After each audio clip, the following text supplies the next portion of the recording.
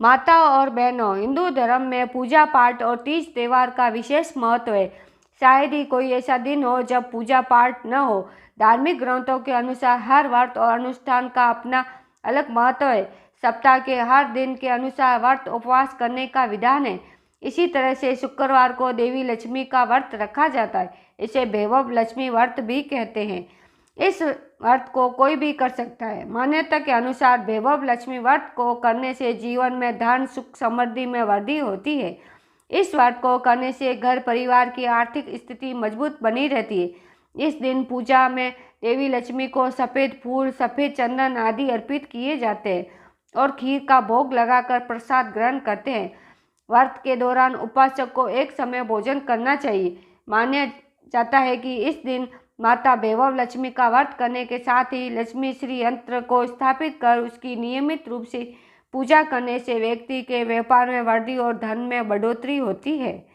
वैभव लक्ष्मी व्रत कथा के अनुसार एक समय की बात है, किसी शहर में कई लोग रहते थे। अपने सभी कामों में व्यस्त रहते थे। किसी को किसी से कोई मतलब नहीं था। भजन कीर्तन, भक्ति भाव, दया माया, परोपकार जैसे संस्कारों का अभाव हो चुका था। शहर में बुराइयां बढ़ गई थी। शराब, जुआ, रेस, व्यभिचार, चोर, डकैती आदि बहुत से गुनाह शहर में होने लगे थे। बावजूद इसके उस शहर में कुछ अच्छे लोग भी रहते थे। इनमें शीला नामक स्त्री जो धार्मिक प्रवृत्ति और संतोष स्वभाव वाली थी। उनका पति भी विवेकी और सुशील था। शीला और उसका पति कभी किसी की बुराई नहीं करते और भगवान का भजन करने में अच्छी तरह समय व्यतीत कर रहे थे। शहर के लोग भी उसकी गृहस्थी की सराहना करते थे। देखते ही देखते समय बदल गया। शीला के पति की अच्छी संगति बुरी में बदल गई। अब वह जल्द से जल्द करोड़पति बनने के ख्वाब देखने लगा।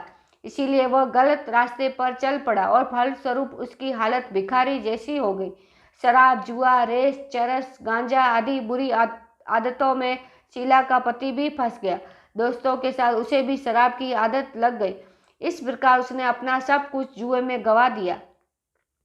शीला इस बात से बेहद चिंतित रहने लगी, लेकिन उसे भगवान पर भरोसा था। वह अपना अधिकांश समय प्रभु भक्ति में बिताने लगी। अचानक एक दिन दोपहर को उनके द्वार पर किसी ने दस्तक दी। शीला ने द्वार खोला तो देखा कि एक माजी खड़ी है। उसके चेहरे पर अलौकिक तेज दिखाई दे रहा था। उसकी आंखों से मानो अमृत बह रहा था। उसका भव्य चेहरा करुणा और प्यार से झलक रहा था। उसको देखते ही शीला के मन को शांति महसूस हुई और उसके रोम रोम आनंदमयी हो उठे। शीला उस माजी को आदर के साथ घर ले आई। घर में बिठाने के लिए कुछ भी नहीं था, अतः शीला ने एक फटी हुई चादर पर उसको बिठाया।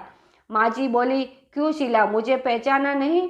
अरे, हर शुक्रवार को लक्ष्मी जी के मंदिर में भजन कीर्तन के समय मैं वहाँ आती हूँ। इसके बावजूद शीला कुछ नहीं समझ पा रही थी।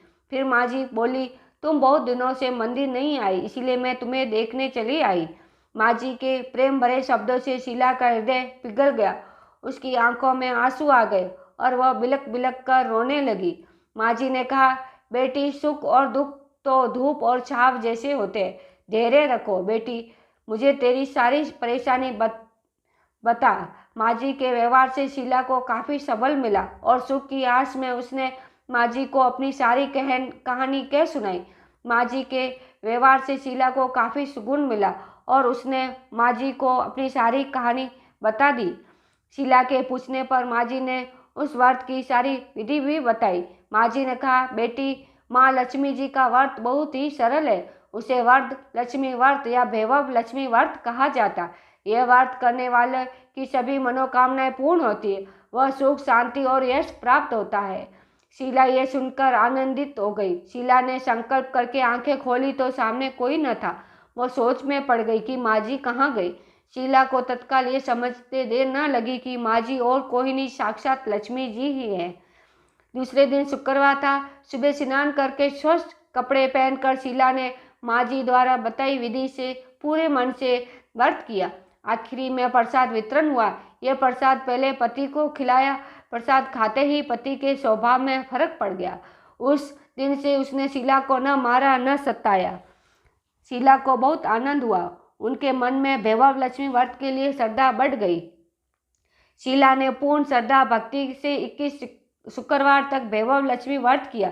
21वें शुक्रवार को माँ जी के कहे मुताबिक उद्यापन विधि करके 7 स्त्रियों को वैभव लक्ष्मी व्रत की पुस्तकें बांटी, उपहार में दी। फिर माता जी के धन लक्ष्मी स्वरूप की छवि को वंदन करके भाव से मन ही मन प्रार्थना करके कहने लगी, हे माँ धन लक्ष्मी, मैंने आपका वैभव लक्ष्मी व्रत करने की मन्नत मानी थी, वह व्रत आज पूर्ण किया।